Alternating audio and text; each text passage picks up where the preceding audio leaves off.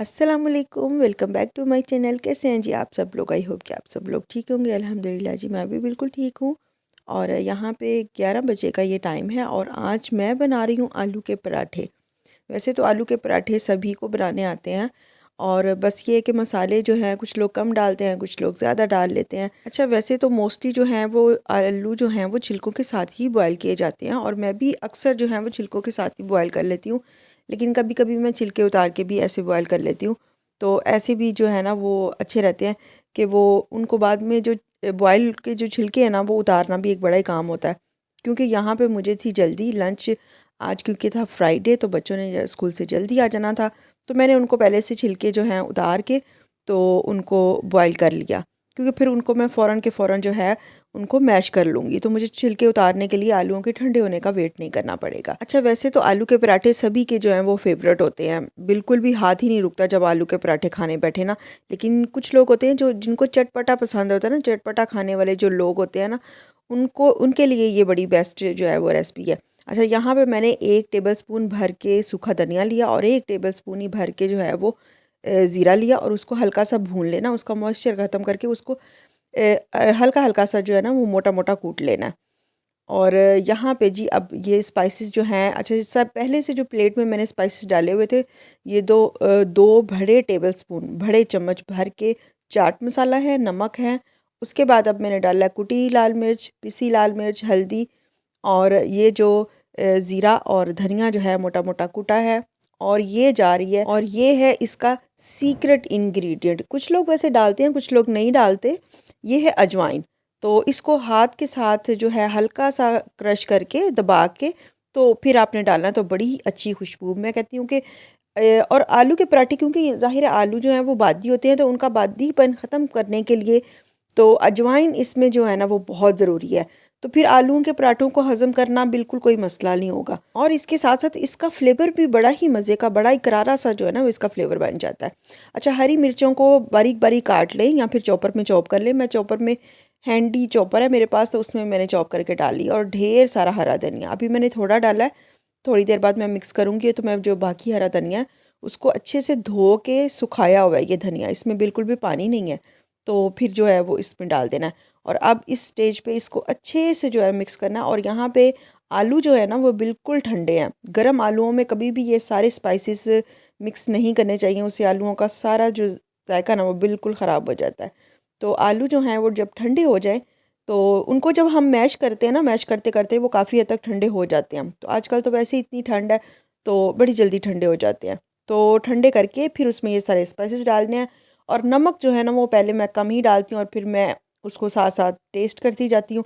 तो बस अपने हिसाब से उसको टेस्ट करके अपने हिसाब से उसको बनाते जाएं। अच्छा, ये जो मटेरियल तैयार हो गया ना, ये इतना ज़बरदस्त है कि आप इससे आलू के कटलेट्स भी बना सकते हैं। अक्सर बाज़ार में जो आलू के रोल्स मिलते हैं ना उसमें ये भी फिलिंग कर सकते हैं। अच्छा, एक होती है आलू की टिक्की, एक मिलती है जो जिसपे बेसन की कोटिंग हुई होती है, बेसन लगा के उन्होंने फ्राई किया होता है ना, तो इससे आप वो भी बना सकते हैं। अच्छा, वैसे तो हमने जो घर में नॉर्मल आटा गूंदा होता है तो आलू के पराठे उसी से ही जो है वो बन जाते हैं, अच्छे बन जाते हैं।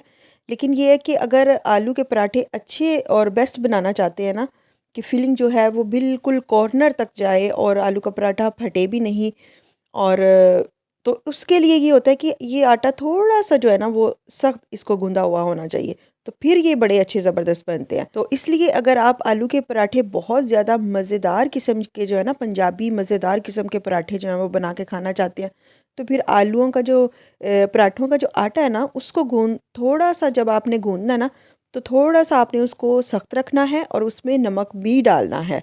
तो फिर जो है ना ये पराठे बड़े ज़बरदस्त मज़े के बनेंगे।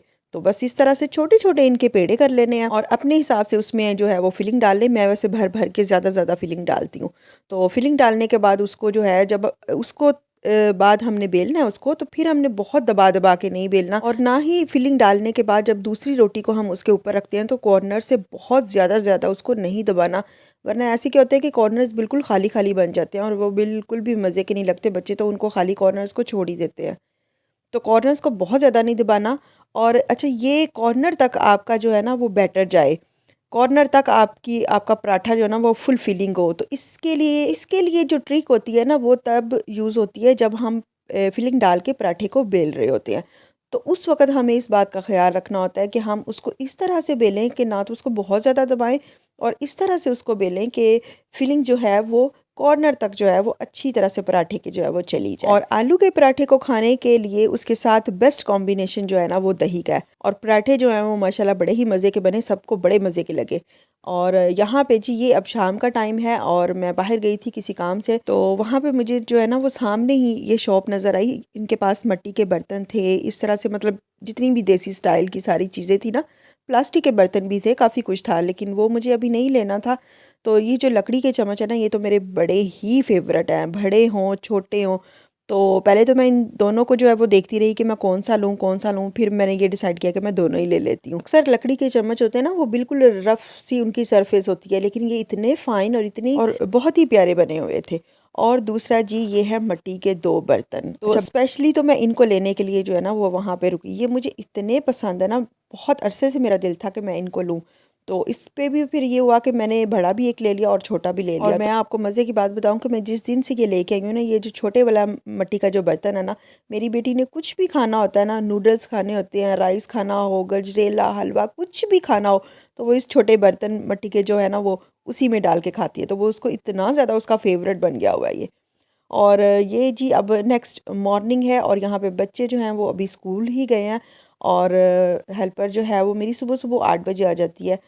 7:30 बजे बच्चे जो हैं वो स्कूल चले जाते हैं और 7:30 से भी पहले ही चले जाते हैं। उसके बाद फिर हेल्पर के आने तक मेरे पास आधा पौना घंटा होता है। तो उस आधे पौने घंटे में कभी तो मैं बिस्तर में दोबारा से बैठ जाती हूँ और कभी ये होता है कि मैं चाय रख लेती हूँ और फिर हम चाय पीते हैं। तो 8 बजे जो है वो हेल्पर आ जाती है और फिर यहाँ पे अब उसको मैंने कुछ जो कपड़े प्रेस करने होते हैं वो भी उसके लिए रख देती हूँ कि ये कपड़े जो हैं ये प्रेस कर दो मेरे। और अभी यहाँ पे 8 साढ़े 8 बजे का टाइम है, लेकिन अभी बाहर इतनी ज़्यादा धुंध है ना, ये मैं आपको बाहर का मंजर दिखा रही हूँ कि ये इतनी ज़्यादा धुंध थी ना, 2 घरों के अलावा ना उससे आगे कुछ भी नज़र नहीं आ रहा था, बहुत ज़्यादा धुंध थी यहाँ पे। तो बस इस कुजी मॉर्निंग में मैं अपना गरम गरम मग लूँगी और अपने बिस्तर में जो है वो बैठ जाऊँगी। तो यहीं तक था जी मेरा आज का व्लॉग। आई होप कि आपको अच्छा लगा होगा। मिलूंगी नेक्स्ट वीडियो में। अल्लाह हाफिज़।